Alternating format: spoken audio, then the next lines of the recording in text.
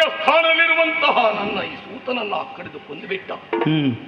ಪರ್ಯಾಯವಾಗಿ ಆ ಸ್ಥಾನಕ್ಕೆ ಕೃಷ್ಣನನ್ನ ಕರೆಸಬೇಕೆನ್ನುವಂತಹ ಹಠವೇ ಅವನದು ಅಂತಾಯ್ತಲ್ಲ. ಭಗವಂತ, ಸೂತ ನಳಿದು ಹಿಡಿತ ಕಳೆದುಕೊಳ್ಳುತ್ತಿರುವಂತಹ ರಥವನ್ನ ನನ್ನ ಹಿಡಿತಕ್ಕೆ ನಾನೇ ತೆಗೆದುಕೊಂಡಿದ್ದೇನೆ. ಮುಂದಿದಕ್ಕೆ ದಾರಿ ಯಾವುದು?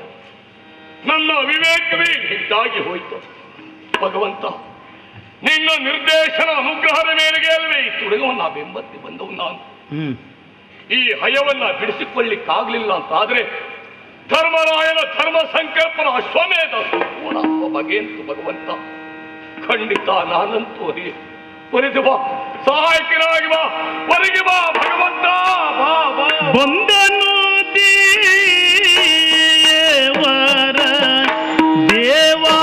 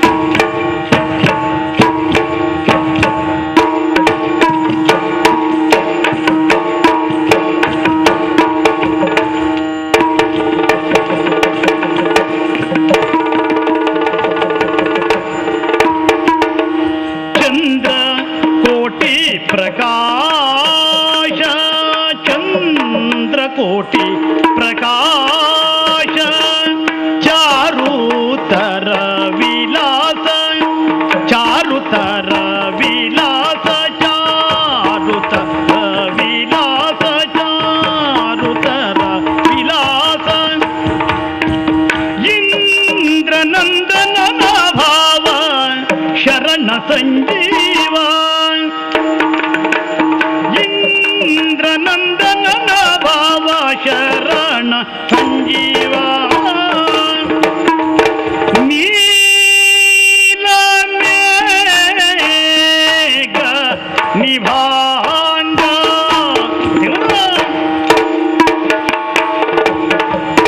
ಹೀಂ ತತ್ತತ್ತಾದಿ ಹೀಂ ತತ್ತತ್ತಾದಿ ಹೀಂ ತತ್ತತ್ತಾದಿ ಹೀಂ ತತ್ತತ್ತಾದಿ ತತ್ತತ್ತಾದಿ ತತ್ತತ್ತಾದಿ ತತ್ತತ್ತಾದಿ ನೀಲ ಮೇಘ ನಿಭಾಂಗ ಮೇಘ ನಿಭಾಂಗ ನಿರತ ಸಜ್ಜನ ಸಂಗ ನಿರತ ಸಜ್ಜನ ಸಂಗ ಶೂಲ ಪಾಣಿಯ ಮಿತ್ರ ಶೂಲ ಪಾಣಿಯ ಮಿತ್ರ ಸುಗುಣ ಶೂಲ ಪಾಣಿಯ ಮಿತ್ರ ಸುಗುಣ ಶೋಭಾನ ಗಾತ್ರ ಕಾಲ ಭಯ ವಿದೂರ ಕೌಸ ಸಂಹಾರ ಕಾಲ ಭಯ ವಿದೂರ ಕೌಸ ಸಂಹಾರ ಸಂಹಾರ ಸಂಹಾರ ಸಂಹಾರ ಕಾಲ ಭಯ ವಿದೂರ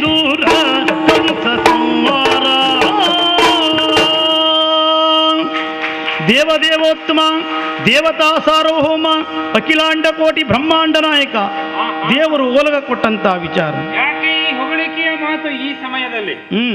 ಈ ಕೃಷ್ಣ ಮಮ ಪ್ರಾಣಾಹಿ ಪಾಂಡವಾಹ ಎನ್ನುವ ಉದ್ಘೋಷವನ್ನ ಮಾಡಿದ ದಿನದಿಂದ ಪಾಂಡವರು ನನ್ನ ಕೈಗೂಸುಗಳಾಗಿದ್ದಾರೆ, ನನ್ನ ಕೈಯ ಆಯುಧಗಳು ಆಗಿದ್ದಾರೆ.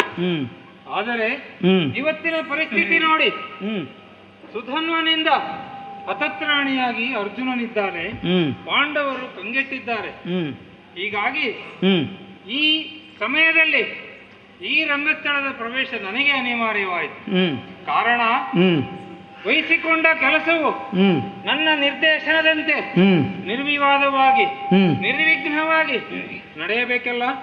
ಹಾಗಾಗಿ ಗರುಡ ವಾಹನನಾಗಿ ನೇರವಾಗಿ ಚಂಪಕವತಿ ರಣರಂಗಕ್ಕೆ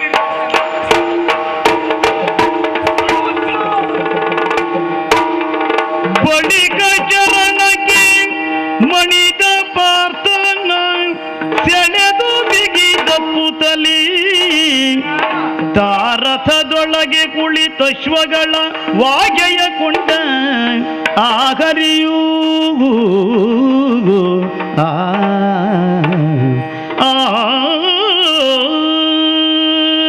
ಒಂದೆಯ ಭಗವಂತ ಅರ್ಜುನ, ನನ್ನ ಕೂಗು ಕೇಳಿಸಿದ್ದ?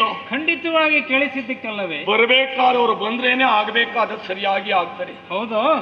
ಬದುಕಿನಲ್ಲಿ ರೋಗ ಉಲ್ಬಣಿಸಿದಾಗ ವೈದ್ಯ ಬಂದು ಸಹಾಯ ಮಾಡಿ ನೀಡಿ ರೋಗವನ್ನ ಕಡಿಮೆ ಮಾಡಬೇಕು. ಸತ್ಯವಂತೆ. ಹಾಗೆ ಸೋಲು ಎನ್ನುವಂತ ಭಾವನೆಯಿಂದ ಕಂಗೆಟ್ಟು ರೋಗಗ್ರಸ್ತನಾದಂತ ನನಗೆ ಈ ಭವರೋಗ ವೈದ್ಯ ನೆನೆಸಿಕೊಂಡವನೇ ಈಗ ಬರಬೇಕಾಯ್ತು. ಹೌದೇ? ಈಗ ಧೈರ್ಯ ತಾಳ್ಬೇಕು. ಯಾಕೆ ಅರ್ಜುನ ಭಯ ಪಡ್ತೀಯ? ನೋಡು, ನಿನ್ನ ಸಾರಥಿಯು ಮಡಿದಿದ್ದಾನೆ. ಆ ಸಾರಥ್ಯದ ಚೆಮ್ಮಟಿಕೆಯನ್ನು ನಾನು ಹಿಡಿದಿದ್ದೇನೆ. ಹಾಗೆ ನೋಡು, ನನ್ನ ಪ್ರವೇಶದಿಂದಾಗಿ ನಿನ್ನ ಸೈನ್ಯದ ಚೈತನ್ಯ ಎಲ್ಲಿವರೆಗೆ ಬಂದಿದೆ. ನನಗೊಂದು ಗಟ್ಟಿ ಧೈರ್ಯ ಈಗ ಬಂತು. ಹೇಳು ಪಾರ್ಥ. ನಿನ್ನ ನಿರ್ದೇಶನಕ್ಕೆ ಇದೆಲ್ಲ ಒಳಪಟ್ಟಿತ್ತು ಅಂತ ಆದ್ಮೇಲೆ ನಾವು ತಲೆ ಕಾಸಿಕೊಳ್ಬೇಕಾದ ಬೇಡವೇ ಬೇಡ. ನಿರ್ದೇಶನ ನಿನ್ನದು, ಹೌದು, ಕಾರ್ಯ ನನ್ನ. ಖಂಡಿತವಾಗಿ ಆಗಲೇ ಇದ್ದೇವೆ. ಇನಿತು ನೋಡುತ್ತಲಾಗ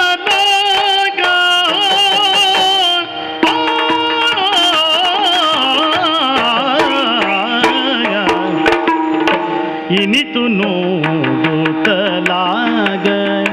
ಭೂಮಿಪತನು ನಿಜ ಮನದೊಳಗೆ ನಿತ್ಯದಿ ನೆನವ ಮೂರ್ತಿಯು ನರನರತದೊಳು ಮೀನುಗುತ್ತಿಗುದ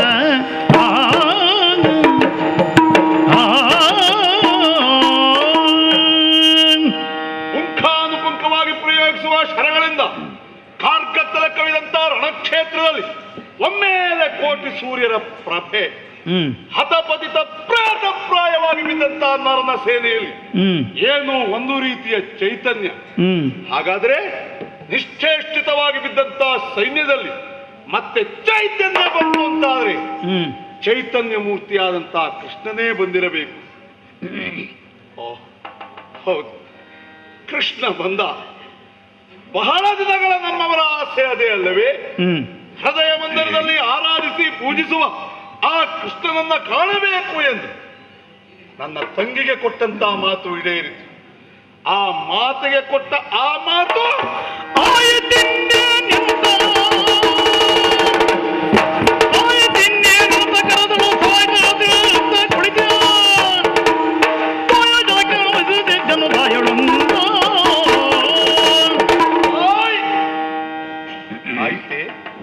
ಇಲ್ಲ, ಕೃಷ್ಣನನ್ನ ಕರೆಸುತ್ತೇನೆ ಅಂತ ಹೇಳಿದ್ದೇನೆ.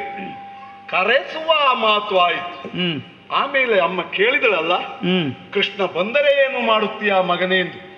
ಬಳಿಕವನ ಹರಿಬಕ್ಕೆ ಹುರುಡಿಸಿ ನಳಿನ ಲೋಚನ ಬಂದರೆ ಆತನ ಪದದೊಲವನ್ನ ಪಡೆಯುತ್ತೇನೆ ಅಮ್ಮ ಅಂತ ಹೇಳಿದ್ದೆ. ಏನು ಮಾಡೋಣ?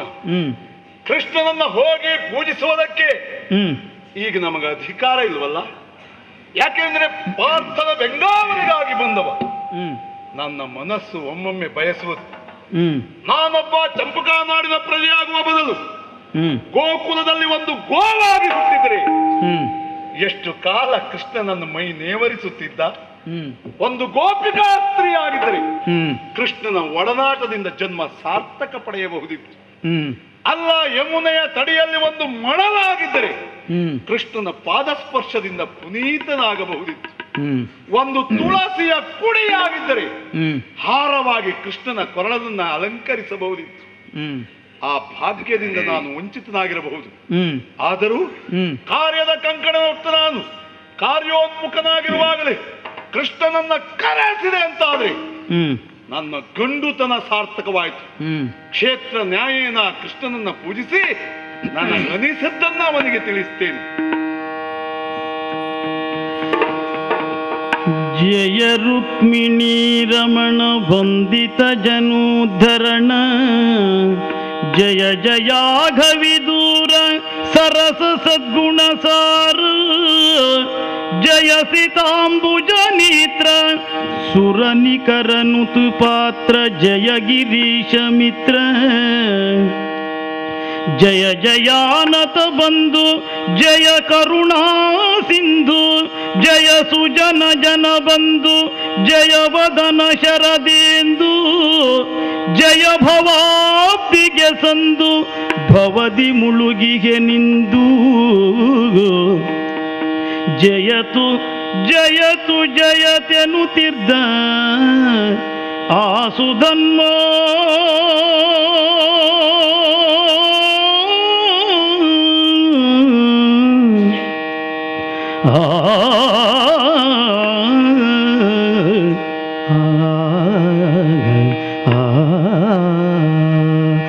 ಎಂದ ನಾಗ ಸುಧನ್ಮ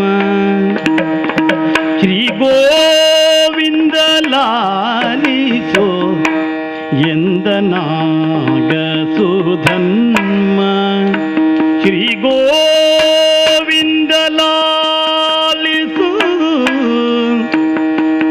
ಗೋವಿಂದ ಲಾಲಿಸು ಸತತ ಕುಂತಿ ನಂದನರಾಯ ಪಾಲಿಸುವೆ ಅಪಜಯ ಹೊಂದಗೋಡದೆ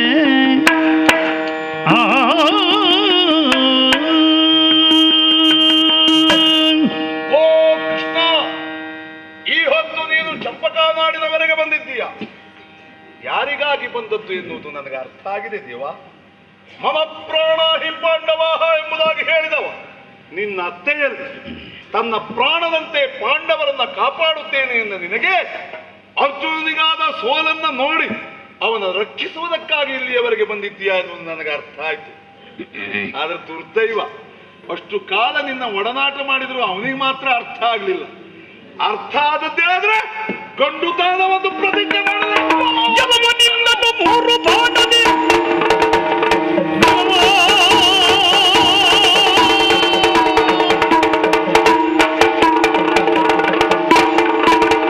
ಯವನಿಂದನು ಮೂರು ಬಾಣತಿ ಉಳಿದನಾದರ ಇಳಿಯಂತರ ಗೆಲುವಿನ ಗತಿಗಾಗಿಲಿವೆನೆಂದ ಹಿಂದಿನ ಹೋರಾಟದ ಹಾಗಲ್ಲ ಇನ್ನು ಮುಂದಿನದು. ನಡೆಯುವಂತ ಕದನ ಕೋಲಾರದಲ್ಲಿ ಬಿಡುವಂತ ಮೂರು ಬಾಣಗಳಲ್ಲಿ ನಿನ್ನ ತಲೆಯನ್ನ ಕತ್ತರಿಸದೆ ಹೋದ್ರೆ ಲೋಕದಲ್ಲಿ ಅತಿ ಕಿಲಿಬಿಸರ ಸ್ಥಿತಿ ಪಾರ್ಥನಿಕ ಒದಗಲಿ. ಇದು ನನ್ನ ಪಂಥ. ಕೇಟದ ಪಾದ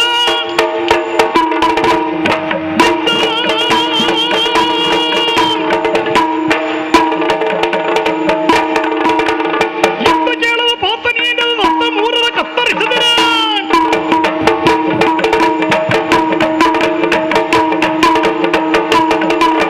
ಕತ್ತರಿಸಿದ ಕೃಷ್ಣರಾಯನ ಭಕ್ತನಲ್ಲ. ನೀನು ಪ್ರಯೋಗಿಸುವ ಮೂರು ಬಾಣವನ್ನು ನಡುಪಥದಲ್ಲಿ ತುಂಡರಿಸದೇ ಇದ್ರೆ ಕೃಷ್ಣನ ಭಕ್ತ ನಾನು. ಅರ್ಥ ಮತವರಿಯದೆ ಭ್ರಮಿಸಿ ನುಡಿದ ಭಾಷೆಯೋ ಸಿದ್ಧಾರ್ಥರಿಗಿಟ